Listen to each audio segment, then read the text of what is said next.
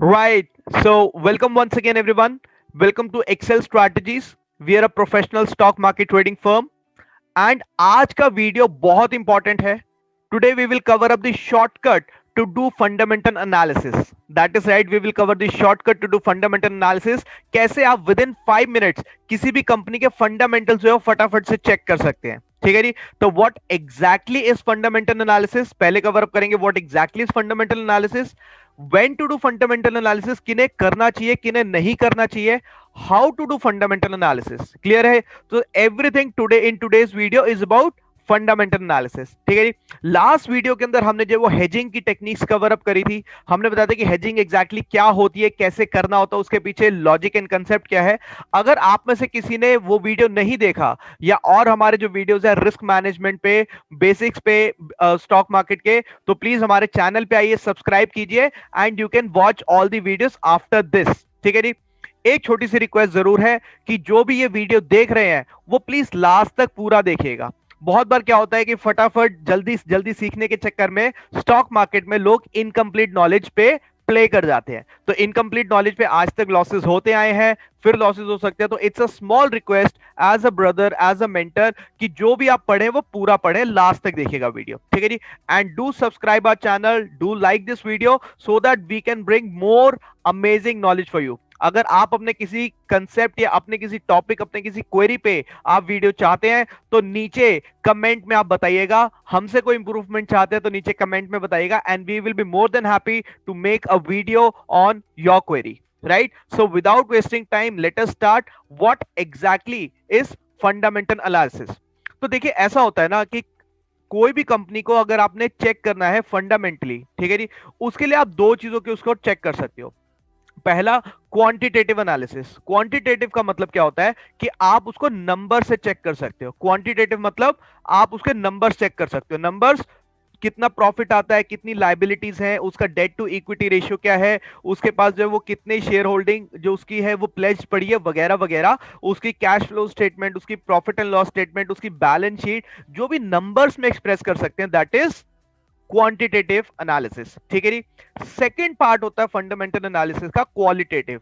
यानी कि जो बातें आप नंबर्स में नहीं बता सकते, आप ऐसे कह सकते हो कि आपको फील है कि वो कंपनी ऐसी है. तो जैसे वो कंपनी के फ्यूचर प्लान्स क्या है, वो अभी तक नंबर्स में तो नहीं आए होंगे. वो कंपनी के पास कंपेटिटिव एडवांटेज क्या है, क्या वो ऐसी कंपनी है आईआरसीटीसी जैसी जिसका कभी कोई कंपेटिटर शायद होगा ही नहीं. क्या वो केमिकल कंपनी है, क्या वो ड्रग्स बनाती है, क्या वो ऐसे फार्मास्यूटिकल कंपनी है, आईटी कंपनी है जिसके पास ऐसा एक पेटेंट है जो कि शायद किसी और के पास कभी होगा ही नहीं. कि वो उसके कंपनी के जो ओनर्स हैं वो किस तरह से है, उस कंपनी का जो है वो बाकी जो फील है, फील गुड फैक्टर उस कंपनी का कैसा है. तो दो चीजें हमें समझ आ जाती है फंडामेंटल एनालिसिस में. अभी इन चीजों को डिटेल में देखेंगे, जस्ट एक ओवरव्यू बता रहा हूं मैं आपको. फिर हम कोशिश करते हैं इन सारी चीजों से बताने की कि उसकी इंट्रिंसिक वैल्यू क्या है. तो अभी वो स्टॉक कहां पे ट्रेड कर रहा है एंड एक्चुअली में उस वो कहां पे डिजर्व करता है. क्या जहां पे डिजर्व करता है उससे ऊपर ट्रेड कर रहा है या उससे नीचे ट्रेड कर रहा है, वो एग्जैक्टली आपको फंडामेंटल एनालिसिस में पता लग जाता है. क्लियर. उसके बाद हम लोग चेक करते हैं macro economics of the country, मतलब पूरी इकोनॉमी की हमारी मैक्रो इकोनॉमिक्स कैसे चल रही है. और फिर हम चेक करते हैं माइक्रो इकोनॉमिक्स, यानी कि हमारी कंट्री के जो फंडामेंटल्स हैं, हमारी इकोनॉमी के जो फंडामेंटल्स हैं, are they in line with the company's fundamental. तो कंपनी भी अच्छी होनी चाहिए. अगर हमारी गवर्नमेंट जो है वो फार्मास्यूटिकल कंपनीज को सपोर्ट करती है तो क्या वो कंपनी उन सारी चीजों को जो है वो एब्जॉर्ब करने के लिए बनी है, उन चीजों का फायदा उठाने के लिए बनी है. What is the competitive edge that company has and for how long time there will be no competitor of the company. ठीक है जी. तो इससे हमें क्या एग्जैक्टली पता करना चाहते हैं कि कंपनी अभी जो है वो ओवर या अंडर वैल्यूड तो नहीं है. क्यों? क्योंकि अगर कंपनी अंडर वैल्यूड है, अच्छी चीज है, अंडर वैल्यूड है, हम उसे बाय करना चाहेंगे. And this is exactly what Warren Buffett does. Warren Buffett जो है वो आपके अच्छी कंपनी को लो प्राइस पे बाय करना चाहते हैं. क्यों? बिकॉज वो जानते हैं कि एक अच्छी चीज अगर लो प्राइस पे मिलेगी तो उसे बाय करना बनता है. ठीक है जी. तो अगर हमें पता लग जाए, तो बेसिकली अगर हमें कंपनी की फेयर वैल्यू पता लग जाए और हमें पता हो कि कंपनी जो है अभी अपनी फेयर वैल्यू से नीचे है, यानी कि डिजर्व तो करती है 1000 रुपीज, लेकिन अभी जो 600 पे है, यानी कोई भी 1000 रुपीज की चीज को 600 पे बाय करना चाहेगा. और अगर मैं उल्टा बात करूं कि 1000 रुपीज उसकी प्राइस होनी चाहिए थी लेकिन अभी वो है 1500 पे, तो कहीं ना कहीं उसके अंदर जो है वो डिजर्विंग उतनी नहीं है और सेलिंग आने की उम्मीद रहती है। क्लियर? तो फंडामेंटल एनालिसिस क्या होता है, क्लियर हो गया? यानी कि हम कंपनी की बेसिक्स को चेक करते हैं फंडामेंटल एनालिसिस में। ठीक है जी। टेक्निकल में क्या करते हैं? टेक्निकल में हम इंडिकेटर्स का यूज करते हैं, हम जो है वो मूविंग एवरेजेस का यूज करते हैं, उसके प्राइस एक्शन को यूज करते हैं, लेकिन फंडामेंटल एनालिसिस में ये करते हैं। नेक्स्ट क्वेश्चन, फंडामेंटल एनालिसिस कब करना चाहिए और किन्हें करना चाहिए, कैसे करेंगे वो अभी बिल्कुल हम आगे देखेंगे, नथिंग टू वरी। किन्हें करना चाहिए, ठीक है जी। तो देखो ऐसा है, फंडामेंटल किसी भी कंपनी के जो फंडामेंटल्स होते हैं ना, वो एक दो दिन में चेंज नहीं होते। यू कैन नॉट से कि एक कंपनी की जो मैनेजमेंट है, उसके जो काम करने के तरीके हैं, उसका जो भी एसेट्स हैं, लाइबिलिटीज है, वो एक दो दिन में तो चेंज नहीं होते। तो जो फंडामेंटल एनालिसिस है वो उनके लिए काम की ज्यादा है जिनका एक लॉन्ग टर्म पर्सपेक्टिव है। I repeat, they have a long term perspective, मतलब कि उनका जो व्यू है that is a little long term, 3 to 10 years वो देखना चाहते हैं। ठीक है जी। तो जो लोग वैल्यू इन्वेस्टिंग करते हैं, यानी कि आज कंपनी में इन्वेस्ट किया, वो कंपनी से जो है कंपनी के अंदर प्रॉपर शेयर होल्डिंग लेना चाहते हैं because they have full faith in that company. ठीक है जी। तो value investing, mark my words, investing, और इन्वेस्टिंग हमेशा लॉन्ग टर्म के लिए होती है। या फिर कोई जो है वो अगर पोजिशनल ट्रेडिंग करना चाहता है, पोजिशनल ट्रेडिंग क्या होता है, इसके ऊपर हम एक बहुत आगे वीडियो भी अच्छा बनाएंगे पोजिशनल ट्रेडिंग, और बहुत ही इफेक्टिव होती है हाई मोमेंटम स्टॉक्स में पोजिशनल ट्रेडिंग। ठीक है जी।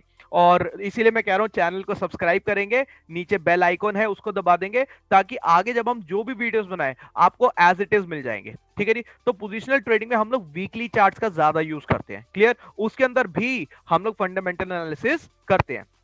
अब किन के लिए जरूरी नहीं है, किन के लिए जरूरी नहीं है वो देखेंगे। जो स्विंग ट्रेडर है, स्विंग ट्रेडर मतलब जो फ्यूचर्स में ट्रेड करते हैं, क्यों? क्योंकि यार 2 3 5 दिन के अंदर कोई कंपनी के फंडामेंटल्स चेंज नहीं हो रहे। ठीक है जी। अभी न्यूज आई है उसके बारे में मैं बताऊंगा, ठीक है, लेकिन फंडामेंटल्स कंपनी के 2 3 5 दिन में चेंज नहीं होते। क्लियर? जो लोग इंट्राडे में करते हैं 5 मिनट्स, 10 मिनट, 15 मिनट, उनको तो कोई फर्क नहीं पड़ना चाहिए। जो लोग फ्यूचर्स में प्ले करते हैं, ऑप्शंस में प्ले करते हैं, फंडामेंटल ऑफ द कंपनीज, यानी कंपनी की balance sheet, profit and loss statements, cash flow, income statements, pledge share and share holding of the promoters, वो सब इन चीजों पे फर्क नहीं डालती। किस पे डालती है? प्राइमरीली इन्वेस्टिंग पे डालती है, पोजिशनल ट्रेडिंग पे डालती है। क्लियर ये बात? बात करते हैं न्यूज एक्शन की, क्योंकि बहुत न्यूज एक्शन पे ट्रेडिंग होती है। तो न्यूज जो आएगी वो कंपनी के फंडामेंटल, एक न्यूज जो है वो कंपनी के फंडामेंटल्स को पूरा चेंज नहीं कर देती। ठीक है जी। It takes a series of bad news. ठीक है, या फिर एक न्यूज बहुत बड़ी होनी चाहिए कि पूरी कंपनी की उसने फंडामेंटल्स खराब कर दिया, विच हैपेंस वेरी रेयरली, बहुत रेयरली होता है। तो न्यूज एक्शन के ऊपर लोग प्ले करते हैं। ओपन होते ही कैसे मोमेंटम स्टॉक्स पकड़ते हैं, मार्केट ओपन होते ही कौन सा स्टॉक आज भागेगा, क्या वो पता होता है? यस, वो बिल्कुल पता होता है कि कौन सा स्टॉक आज भागने की हाई प्रोबेबिलिटी रखता है, और वो हम आगे पूरा पढ़ाएंगे, नथिंग टू वरी। लेकिन news action is different from fundamental analysis. A series of news will actually make a fundamentals of the company. अगर एक कंपनी जो है वो सीरीज से अच्छा कर रही है, अच्छी अच्छी न्यूज उसमें हमेशा आती रहती है, तो फंडामेंटली वो कंपनी अच्छी कहलाएगी। और अगर सीरीज से उसमें न्यूज गलत आती जा रही है, तो उसके अंदर जो है वो फंडामेंटली वो कंपनी वीक हो जाएगी। अब जैसे अगर रिलायंस के अंदर या एचडीएफसी के अंदर कोई एक छोटी सी न्यूज आ गई, रिलायंस ने कोई बिग बाजार को जो है ऑक्यूपाई कर लिया, मर्ज कर लिया, एक्वायर कर लिया, रिलायंस के अंदर किसी ने इन्वेस्टिंग हल्की सी कर दी, फेसबुक ने जो है वो रिलायंस के अंदर पैसा डाल दिया, ये सारी छोटी छोटी चीजें मिलके कंपनी के फंडामेंटल्स डिसाइड करेंगे। सिर्फ एक न्यूज नहीं बताती।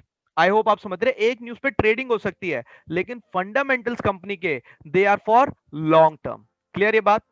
अब बात करते हैं कि ये करनी कैसे है। ध्यान से देखेंगे, मैं आपको यहाँ पे शॉर्टकट बताने वाला हूं। तो हाउ टू डू इट, हम इस दो साइट्स के यहाँ पे यूज करेंगे। पहला है screener.com, सॉरी screener.in, एंड दूसरा है moneycontrol.com, राइट? तो screener.in पे आते हैं और कोई एक एग्जांपल उठाते हैं। तो मैं जैसे यहाँ पे screener.in पे आ गया, ये आपकी एक बहुत इजी और अच्छी वेबसाइट है। जैसे मैंने यहाँ पे रिलायंस टाइप कर दिया, रिलायंस इंडस्ट्रीज, रिलायंस इंडस्ट्रीज को मैंने टाइप कर दिया। इसके अंदर हम क्या क्या देखेंगे वो देखते हैं।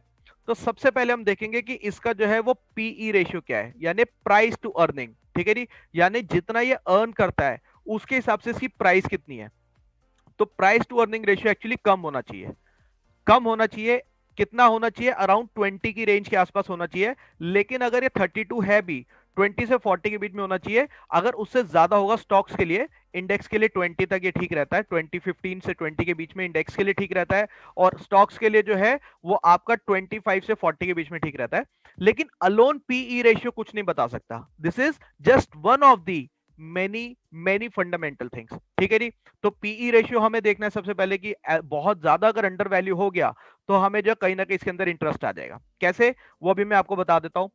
दूसरा, डिविडेंड कितना देता है, बहुत अच्छी बात है। इसका जो है वो रिटर्न कितना है वो भी आपको चेक करना है, ठीक है जी। अब देखते हैं कि प्राइस टू अर्निंग रेशियो कैसे बताते हैं। तो यहाँ पे मैंने आपको चार्ट दिखा रहा हूं, प्राइस टू अर्निंग रेशियो। आप यहाँ पे क्लियरली देख सकते हो कि जब प्राइस टू अर्निंग रेशियो नीचे आया था, ठीक है जी, इसके अंदर फिर से बाइंग आई थी। बाइंग आई थी क्यों? क्योंकि लोगों को लगा था कि ये जितना अर्न करता है उसके हिसाब से इसकी प्राइस अभी कम हो गई है। Getting my point? एवरेज कितना है इसका? एवरेज इसका है 20। या ये आप लाइन देख पा रहे हैं, जो मीडियन यहाँ पे आपको दिख रहा है डॉटेड लाइन, दिस इज 20। जब ये अपनी वैल्यू के नीचे आया था, obviously this was corona times, तो लोगों को लगा कि जितना ये डिजर्व करता है उससे नीचे आया है, तो इसके अंदर बाइंग आएगी एंड बूम, वापस से ऊपर, ठीक है जी। नेक्स्ट आगे चलेंगे। उसके बाद हम लोग देखेंगे कि कंपनी के क्या प्रॉस है क्या कॉन्स है। तो अभी एज ऑफ नाउ इसके कोई प्रॉस नहीं बता रहा, और जो है एक दो नुकसान बता रहा है रिलायंस के, विच इज राइट। हमें जो है वो कोई किसी कंपनी से शादी नहीं करनी, जो ये कह रहा है वो सही कह रहा है, ठीक है जी। Then we will do the peer comparison कि रिलायंस के बाकी कंपेटिटर्स क्या हैं। तो रिलायंस का जो सबसे बड़ा कंपेटिटर है वो कौन है? Indian oil corporation, Bharat petroleum, ये सारे जो है वो रिलायंस के कंपेटिटर्स हैं। लेकिन रिलायंस इनमें सबसे बड़ा है with a market cap of 1,30,000 crore. उसके बाद आपका जो है वो आईओसीएल, बीपीसीएल और इस तरह से डिसेंडिंग ऑर्डर में। तो इससे हमें आइडिया मिलेगा कि बाकी लोग कितना कमाते हैं, इसके कंपेटिटर्स कितना कमाते हैं, और रिलायंस अपने कंपेटिटर्स के मुकाबले कितना कमाता है। तो अगर रिलायंस अपने सेक्टर में लीडर हो गया तो कहीं ना कहीं लोग उसमें इंटरेस्टेड हो जाएंगे, और ये बहुत सारी चीजें एक साथ इफेक्ट डालती हैं। Then we will have the quarterly result. पिछले 8 टू 10 क्वार्टर्स का हमारे पास रिजल्ट होता है कि ये क्वार्टर बाय क्वार्टर कैसा कर रही है। जैसे कि आप यहाँ पे देख रहे हो, नेट प्रॉफिट इसका जो है वो इंक्रीज हो रहा है, इंक्रीज हो रहा है, इंक्रीज हो रहा है, और यहाँ पे कम हो गया, ठीक है जी। फिर यहाँ पे इंक्रीज हो गया एंड फिर यहाँ पे कम हो गया। तो जब ये ड्रॉप आएगा, क्वार्टरली रिजल्ट आएगा और यहाँ पे ड्रॉप आएगा, तो ये न्यूज एक्शन होगा। मैं नहीं कह रहा कि फंडामेंटली रिलायंस खराब हो जाएगी, लेकिन न्यूज का एक एक्शन आएगा और वो स्टॉक प्राइस में दिखेगा। क्लियर है बात? तो यहां से आपको एक बेसिक पता लग जाएगा। आगे चलते हैं। फिर इसकी ये प्रॉफिट एंड लॉस स्टेटमेंट, यानी कि नेट प्रॉफिट कितना होता है, and this is year on year, ठीक है जी। This is year on year कि आपका जो है 2009 से लेके 2012 आगे कैसे बढ़ रहा है। तो अगर आप यहां पे देखोगे, क्लियरली दिख रहा है कि यहां पे इसकी ग्रोथ काफी प्रोमिनेंट है, यानी कि 14,000 से शुरू होके this has gone all the way up to 39,000 crore, 39,000 crore, which is a good thing about the company. Reliance के बारे में, रिलायंस को सब जानते हैं। फिर उसका जो क्यूमुलेटिव एनुअल ग्रोथ कितनी है, 10 साल में रिलायंस ने ऑन एन एवरेज 14% का कंपाउंड ग्रोथ दिखाई है, कंपाउंडेडली ग्रोथ दिखाई है, ठीक है जी। एक साल में कितना बढ़ा है? 31% बढ़ा है। तो ऐसे हमें जो है वो एक एक चीज का यहाँ पे पता लगता रहता है। सेल्स में कितनी ग्रोथ आई है ये भी पता लगता रहता है, क्लियर। बैलेंस शीट के अंदर हमें पता लगता रहता है कि उसकी कितनी टोटल एसेट्स है, टोटल कितनी लायबिलिटीज है, क्लियर। नेट कैश फ्लो कितना है, और यहां पे हमारा जो है वो share holding pattern very important, क्योंकि यहाँ पे प्रमोटर्स के पास, मैंने क्लिक किया तो मेरे को दिखा यहाँ पे कि किसके पास कितना जो शेयर है। आकाश अंबानी के पास कितना शेयर है, ईशा अंबानी के पास कितना शेयर है। ये सारी कंपनीज जो है वो एक्चुअली रिलायंस की सब्सिडरीज है, ठीक है जी। इनके डायरेक्टर्स जो है वो कहीं ना कहीं कंपनी के ये मुकेश अंबानी, नीता अंबानी ही है। तो एफआईआईस का कितना पैसा लगा हुआ है, कौन कौन से एफआईआईस ने इन्वेस्ट किया हुआ है? 25%। तो अगर एफआईआई और डीआईआई की परसेंटेज भी अच्छी है तो इसका मतलब कंपनी अच्छी है, क्लियर है बात। गवर्नमेंट ने भी कितना इन्वेस्ट किया हुआ इसके अंदर, क्लियर, हमें इंफॉर्मेशन यहाँ पे दिखती रहती है, क्लियर। एक और साइट है यहाँ पे विच इज moneycontrol.com। तो moneycontrol.com पे आएंगे और रिलायंस के बारे में थोड़ा सा और चेकआउट करेंगे कि रिलायंस जो है, and this all I am doing in with in 5 minutes, ठीक है जी। तो आपको समझा भी रहा हूं साथ में। तो यहाँ पे सिर्फ रिलायंस टाइप करेंगे and you will get Reliance industries, और यहाँ पे आपको क्लियर कट दिखेगा कि लोग क्या कहना चाहते हैं और इसके पीछे के फंडामेंटल्स कैसे हैं, ठीक है जी। तो अगर आप यहाँ पे देखोगे इसके टेक्निकल्स क्या कहते हैं, टेक्निकल्स कहते हैं दैट अभी डेली में बुलिश है, वीकली में न्यूट्रल है, मंथली में वेरी बुलिश है। तो मंथली में वेरी बुलिश क्यों है, क्योंकि अच्छी कंपनी है फंडामेंटली। इन्वेस्टिंग किस पे होती है, मंथली चार्ट्स पे इन्वेस्टिंग होती है ऑलवेज, डेली चार्ट्स पे इन्वेस्टिंग नहीं होती है, डेली चार्ट्स पे ट्रेडिंग होती है, ठीक है ये बात। फिर उसके बाद इसका जो है वो न्यूज क्या चल रही है, इन्होंने जो है वो फ्यूचर ग्रुप को कैसे बाय किया था, कहां पे कौन सी न्यूज चल रही है, ये आप चेक कर सकते हैं। जो फोरम में लोग बात कर रहे हैं, कितने परसेंट लोग बुलिश हैं, कितने परसेंट लोग बेरिश हैं, आपको यहाँ पे क्लियरली दिखेगा। कौन कौन सी डील्स हुई हैं, बल्क डील जो वो कब और कितनी हुई है रिलायंस में, यहाँ पे आपको डिटेल उसकी दिखेगी, ठीक है जी। किसी भी कंपनी का आप ऐसे चेक कर सकते हैं, ठीक है जी। उसके बाद इनका जो है यहाँ पे देखते हैं डिविडेंड्स कितने देते हैं, आपको वो दिखेगा कि परसेंटेज डिविडेंड यील्ड, बिकॉज जो ज्यादा डिविडेंड देता है लोग उसमें इन्वेस्ट ज्यादा करते हैं, ठीक है जी। यहाँ पे आपको इनका कंप्लीट दिखेगा कि नेट प्रॉफिट कैसे इनका इंक्रीज हो रहा है, ठीक है जी। पहले ज्यादा था, अब जो है ये जून वाले क्वार्टर में कम था, वही सेम हमने स्क्रीनर डॉट इन पे भी देखा। अर्निंग पर शेयर हमें दिखेगा, अर्निंग पर शेयर कम हो रही है, ठीक है जी। उसके बाद हम यहाँ पे देख सकते हैं इनकम स्टेटमेंट, इनकी सेल्स कितनी बढ़ रही है, इनका नेट इनकम कितना बढ़ रहा है, टैक्स और नेट प्रॉफिट।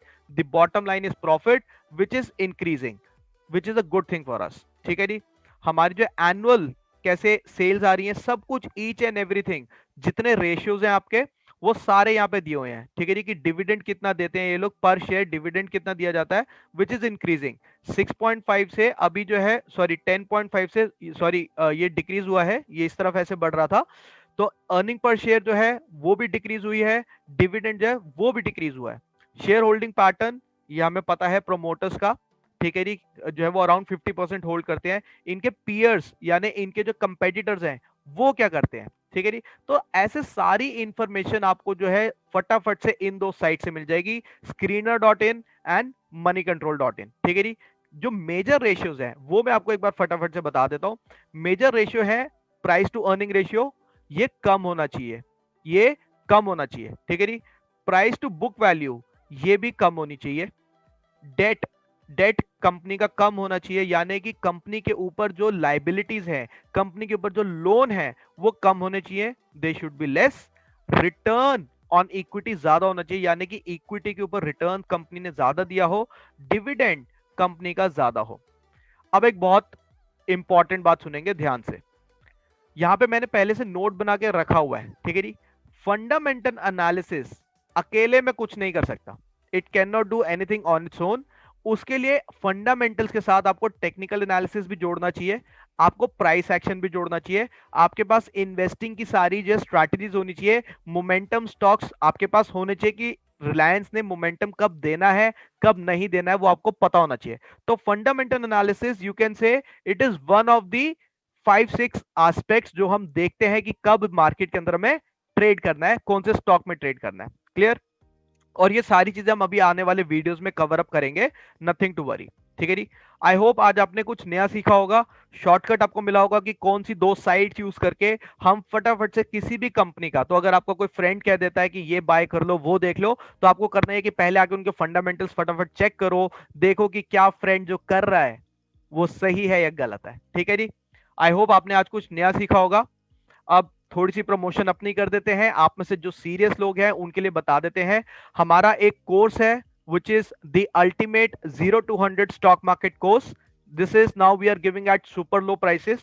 Why? Because इस कोर्स में हम जो कवर अप कर रहे हैं, बहुत सारे इंस्टीट्यूट जो है वो ज्यादा प्राइस पे कवर अप करते हैं, काफी लैक्स में फीस होती है, हमारी बहुत ही ड्रॉप डाउन प्राइसेस है। इसमें हम आपको सारी प्रोफेशनल स्ट्रैटेजी, सारे कंसेप्ट, सारी टेक्निक्स सब कुछ कवर अप कराते हैं। तो क्या क्या होता है फटाफट से आपको बता देता हूं। इन्वेस्टमेंट की स्ट्रैटेजीज, स्विंग ट्रेडिंग की, निफ्टी, बैंक निफ्टी, इंट्राडे की, ऑप्शंस बाइंग, ऑप्शन सेलिंग, कब आपको जो है कॉल में काम करना है, कब पुट्स में काम करना है, आपको सारी hedging technique, price action, position sizing, risk management, trailing technique, everything, सारे प्रोबेबिलिटी मीटर, सारे scanners, templates, trading templates, commodity forex, सब कुछ इस कोर्स के अंदर हमने कवर अप किया हुआ है। The ultimate 0 to 100 from basic to advance, everything is covered with in this course. और इसके अंदर सारी स्ट्रैटेजीज तो कवर्ड अप है ही, इन्वेस्टिंग की, swing trading, intraday options, life time doubt support रहती है, लाइफ टाइम डाउट्स आप बिल्कुल हमसे पूछ सकते हैं। आप में से जो भी इंटरेस्टेड है हमारी वेबसाइट पे आएंगे excelstrategies.in, और आप जब बाय कर सकते हैं, लिंक जो है वो नीचे दिया गया है, आप बिल्कुल देखिएगा। ठीक है जी। आई होप आपने आज फंडामेंटल एनालिसिस के बारे में काफी कुछ सीखा। दोनों साइट्स screener.in, moneycontrol.in काफी आपको हेल्प करेंगी। सो अगर आपको वीडियो पसंद आया हो तो प्लीज वीडियो को लाइक कीजिएगा। We will be really happy, हमें मोटिवेशन मिलता है। We will bringing more videos to you.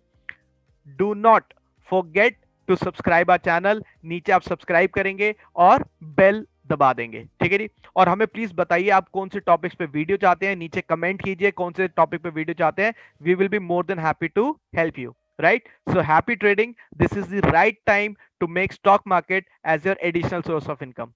Keep learning, keep earning. Thank you so much. Take care.